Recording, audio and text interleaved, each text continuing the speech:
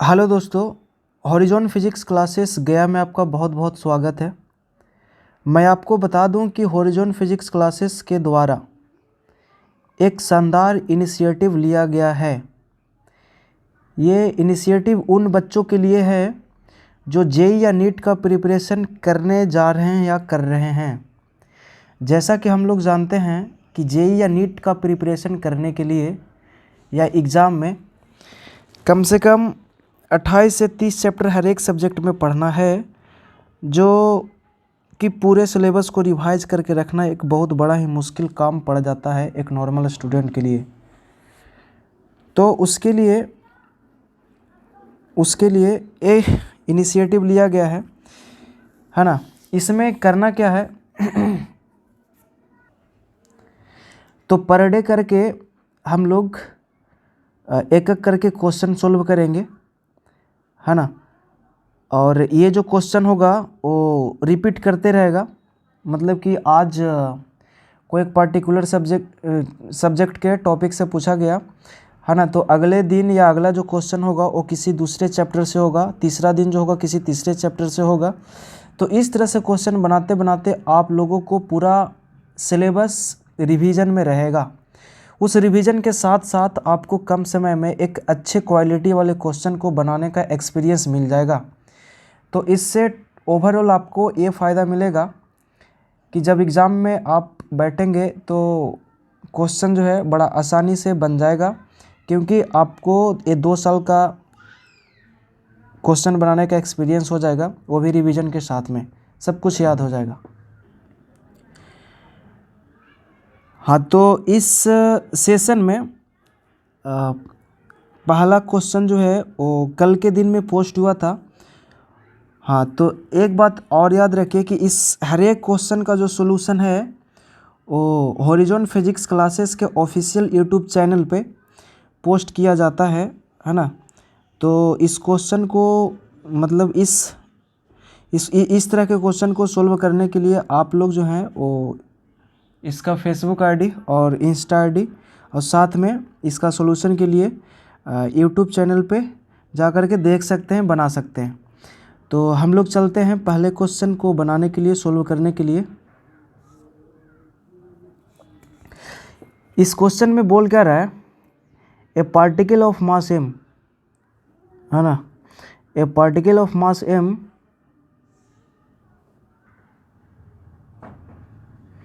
A particle of mass m is released from point A as shown in the figure. If h is equal to 4r, what is the force on the circular track when it is at point B?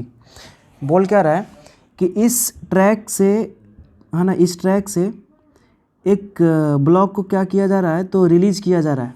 मतलब कि ये जो track है यहाँ पे, है ना, यहाँ से इस पॉइंट ए से एक ब्लॉक को क्या किया जा रहा है, रिलीज किया जा रहा है ना, इस ट्रैक के जरिए, इस ट्रैक के सहारे वो जो ब्लॉक है वो नीचे आएगा। ठीक है। अच्छा, इस क्वेश्चन में ये चीज़ दिया हुआ नहीं है कि इस ट्रैक के साथ में फ्रिक्शन है या नहीं है ना, तो लिखा हुआ नहीं है। तो हम लोग जानते हैं कि जब क्वेश्चन में मेंशन ना हो कि फ्रिक्शन है इसमें, तो हम लोग क्या मानते हैं, फ्रिक्शन लेस मानते हैं इसको। तो यहाँ से पता चल गया कि ये जो रास्ता है वो क्या है, तो फ्रिक्शन लेस है वो, मतलब म्यू इज इक्वल टू क्या है, इसमें ज़रा सा भी फ्रिक्शन नहीं लगेगा। ठीक है।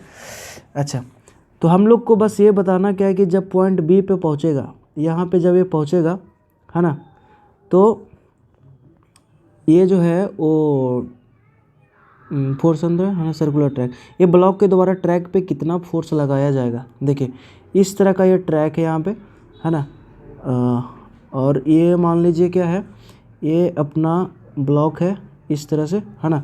हम लोग जानते हैं क्या कि जब यहाँ से इस तरह से ढलेगा, है ना, तो इसमें एक टेंजेंट के डायरेक्शन में एक वेलोसिटी आ जाएगा, है ना, दैट इज़, मान लीजिए कि पॉइंट बी पे, है ना, पॉइंट बी पे जो ये वेलोसिटी है वो कितना है आपका, V B is equal to मान लीजिए वी है। ठीक है। अच्छा, इस सर्कुलर ट्रैक का जो रेडियस है वो कितना है, कैपिटल आर या स्मॉल आर कुछ भी मान लीजिए, है ना।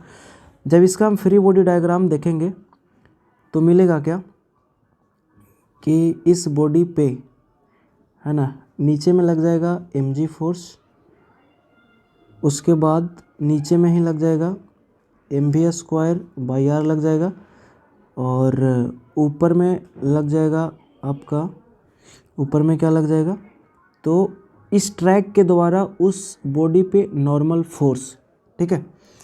अच्छा ठीक है, तो यहाँ पे हम लोग जानेंगे क्या कि ए ब्लॉक जो है इस ट्रैक के सरफेस से कांटेक्ट कर रहा है ना। कहने का मतलब कि ये ट्रैक जो है इस ब्लॉक के निचला सरफेस पे नॉर्मल फोर्स लगाएगा, है ना। अब इस ब्लॉक का जो निचला सरफेस है वो भी ट्रैक पे नॉर्मल फोर्स लगाएगा। तो हम लोग जानते क्या हैं कि ये जो दोनों नॉर्मल फोर्स होते हैं ना वो मैग्नीट्यूड में बराबर रहते हैं, N1 is equal to N2, है ना। और डायरेक्शन में क्या होते हैं, अपोजिट होते हैं, that is equal to N, ठीक है। तो हमको यहाँ से क्या करना है, N का वैल्यू निकाल लेना है। N का वैल्यू अगर निकल गया तो वही जो होगा वो सर्कुलर ट्रैक पे फोर्स लगेगा उस बॉडी के द्वारा। तो यहाँ पे जब फोर्स बैलेंस हम लोग करेंगे, है ना, इस फ्री बॉडी डायग्राम से, तो क्या हो जाएगा यहाँ पे, तो ये हो जाएगा आपका N is equal to mg plus mv² divided by क्या हो जाएगा, r हो जाएगा, ठीक है। अब जरा से देखिए यहाँ पे mv² आ गया इस इक्वेशन में, ठीक है। इस mv² का वैल्यू हम लोग कहाँ से लाएंगे, वेलोसिटी का वैल्यू कहाँ से लाएंगे। देखिए तो ये ब्लॉक को जब ऊपर से ढलाया जा रहा है, पार्टिकल को जब ऊपर से ढलाया जा रहा है ना, तो इसका पोटेंशियल एनर्जी जो है वो काइनेटिक एनर्जी में क्या हो रहा है, वो चेंज हो रहा है, बदल रहा है।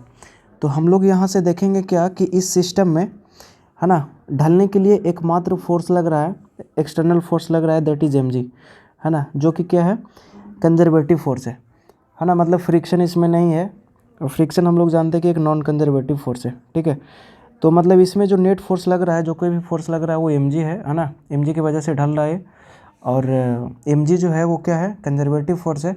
और हम लोग जानते हैं कि कंजर्वेटिव फोर्स के द्वारा जो वर्क डन होता है ना, वो क्या होता है ना, पाथ पर डिपेंड ना करता है। तो इसलिए हम लोग इस सिस्टम में एनर्जी कंजर्वेशन लगा सकते हैं। तो चलिए लगाते हैं, ये क्या हो जाएगा, mgh के बराबर हाफ mv², है ना, हाफ mv²। तो ये हो जाएगा आपका, एच का वैल्यू 4r दिया हुआ है क्वेश्चन में, है ना। तो यहाँ से हो जाएगा mv² is equal to 2mg, और एच का बराबर कितना है, 4r है। तो यहाँ से कितना आ गया इसका वैल्यू, 8mgr आ गया, ठीक है। अब यहाँ से क्या करेंगे, इस mv² का जो वैल्यू होगा, है ना, वो हम लोग इस इक्वेशन में यूज करेंगे, ठीक है। इस इक्वेशन में क्या करेंगे, यूज करेंगे। अच्छा अब देखिए ज़रा सा, तो यहाँ से जो नॉर्मल है वो क्या है, normal is equal to mg plus mv², mv² क्या है, r है ना। तो यहाँ से हो जाएगा n is equal to mg plus mv² का वैल्यू कितना लाया हमने, 8mg r divided by r लाया, r से r कट गया, तो 8mg प्लस, है ना, 1mg बराबर कितना हो जाएगा, 9mg हो जाएगा। कितना बराबर, नॉर्मल बराबर। अच्छा यहाँ पे देखना होगा आपको कि ये जो नॉर्मल निकला है, ये जो नॉर्मल निकला है ना, ये नॉर्मल है उस ट्रैक के द्वारा ब्लॉक पे लगाया गया, ठीक है। और हम लोग जानते हैं कि ब्लॉक भी उस ट्रैक पे उतना ही नॉर्मल लगाएगा जितना ट्रैक ब्लॉक पे लगा रहा है, ठीक है। तो अतः इसका जो आंसर हो जाएगा, है ना, इसका जो आंसर हो जाएगा, देख लीजिए बड़ा ध्यान से, ऑप्शन नंबर 2 में बता रहा है, देखिए 9mg, है ना।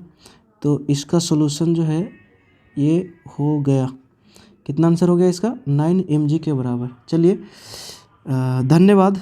हाँ एक बात मैं आपको और बता दूं कि जो भी आप लोग देख रहे हैं, है ना, वो आपके दोस्त, रिश्तेदार, जान पहचान के जो कोई भी हैं जो नीट या जेईई का प्रिपरेशन कर रहे हैं या करने के लिए सोच रहे हैं, उन तक ये वीडियो ज़रूर पहुंचाइए। उनको ये जो प्रोग्राम चल रहा है, जो कुछ भी चल रहा है, उनको ज़रूर बताएं ताकि बहुत ही ज़्यादा उनको फ़ायदा मिले, है ना, और अपने लाइफ में सक्सेस पा सके वो। चलिए धन्यवाद।